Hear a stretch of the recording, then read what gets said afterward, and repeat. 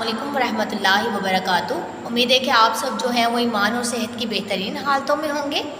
Today our topic is hydrocarbons, chapter number 10, ninth chemistry. Hydrocarbons का जो word है इसमें हाइड्रो मीन है हाइड्रोजन और carbon mean carbon.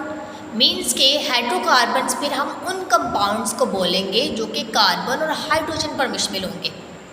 Those compounds consist of carbon and hydrogen are called hydrocarbons। ऐसे compound जो कि carbon और हाइड्रोजन के मिलने से बनते हैं उन्हें हम हाइड्रोकार्बन्स का नाम देते हैं। फॉर एग्जांपल हमारे पास मीथेन है CH4, हमारे पास इथेन है C2H6, ये हमारे पास क्या है हाइड्रोकार्बन्स। ऐसे भी कंपाउंड जिनके अंदर ज़्यादा अमाउंट में कार्बन और हाइड्रोजन मौजूद होगी उन्हें हम हाइड्रोकार्बन्स का नाम देंगे। इसके बाद हम इसके साइलेंट फीचर्स की तरफ आते हैं। Hydrocarbons are also called organic compounds. Hydrocarbons को ऑर्गेनिक कंपाउंड्स भी बोला जाता है। आपने चैप्टर नंबर 1 में ये पढ़ा होगा ऑर्गेनिक केमिस्ट्री के बारे में। ऑर्गेनिक केमिस्ट्री में आपने ये पढ़ा होगा कि ये एक ऐसी ब्रांच ऑफ साइंस है या फिर ब्रांच ऑफ केमिस्ट्री है जिसके अंदर हम क्या करते हैं, कार्बन पे मुश्तमिल कंपाउंड्स को स्टडी करते हैं। कार्बोनेट्स, कार्बाइड्स, कार्बन और देयर डेरिवेटिव्स। अब organic chemistry basically organic compound को डिस्कस करती है। ये हमें ऑर्गेनिक कंपाउंड्स की प्रॉपर्टीज़ के बारे में बताती है, उनके रिएक्शंस के बारे में बताती है। तो हाइड्रोकार्बन्स भी बेसिकली कार्बन पे ही मुश्तमिल होते हैं, इसलिए हम हाइड्रोकार्बन्स को ऑर्गेनिक कंपाउंड्स का नेम दे सकते हैं। इसके बाद दे आर नेचुरली अकरिंग और and synthesised in the laboratory.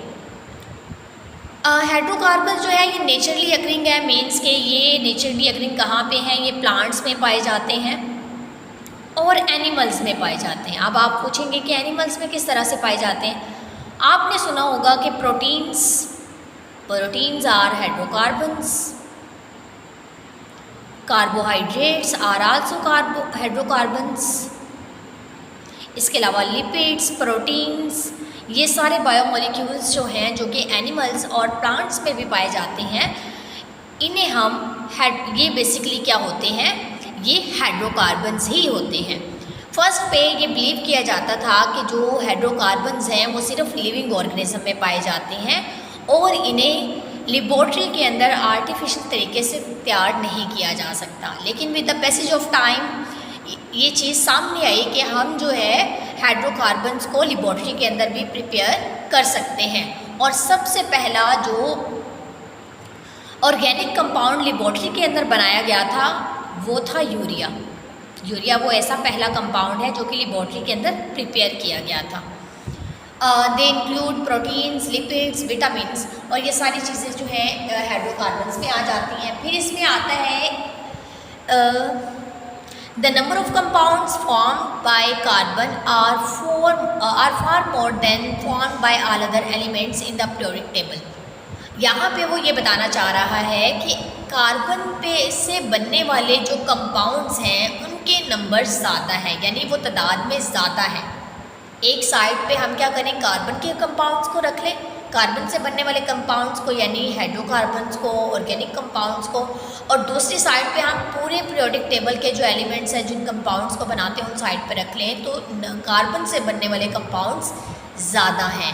अब ऐसा क्यों है, ये क्वेश्चन पूछा जाएगा कि why the number of compounds form by carbon are far more than the form by the other element. तो दिस इज़ बिकॉज कार्बन का साइज़ जो होता है वो स्मॉल होता है। आपको पता है कि कार्बन का एटॉमिक नंबर जो होता है वो 6 होता है। कार्बन का एटॉमिक नंबर 6, इसका मतलब है कि इसके फर्स्ट शेल में 2 इलेक्ट्रॉन्स आएंगे, सेकंड शेल में 4 इलेक्ट्रॉन्स आएंगे, फर्स्ट शेल में 2 इलेक्ट्रॉन्स, सेकंड में 4 इलेक्ट्रॉन्स। अब ये एक नॉन मेटल भी है। अब इसके वैलेंस शेल में 4 इलेक्ट्रॉन है, तो इसका मतलब है कि ये इलेक्ट्रॉन डोनेट नहीं करेगा, ये इलेक्ट्रॉन्स को शेयर करेगा, किसी भी एटम के साथ शेयर कर सकता है। फॉर एग्जांपल यहाँ पे देख लें, यहाँ पे कार्बन के पास 4 इलेक्ट्रॉन्स हैं, तो जाहिर सी बात है इसे अपने 4 इलेक्ट्रॉन ही शेयर करने पड़ेंगे।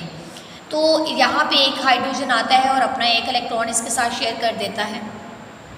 यहाँ पे दूसरा हाइड्रोजन आता है तो यहाँ पे अपना इलेक्ट्रॉन शेयर कर देता है इसके साथ। यहाँ पे तीसरा हाइड्रोजन आता है और अपना एक इलेक्ट्रॉन इसके साथ शेयर कर देता है। अब इसके पास कितने इलेक्ट्रॉन्स हो गए? टोटल कितने इलेक्ट्रॉन्स हो गए? 7 हो गए। कैसे? 2 यहाँ पे 2, 4, 6 और 1, 7, और यहाँ पे 4th वन आता है और अपना एक इलेक्ट्रॉन जो है वो शेयर कर देता है हाइड्रोजन।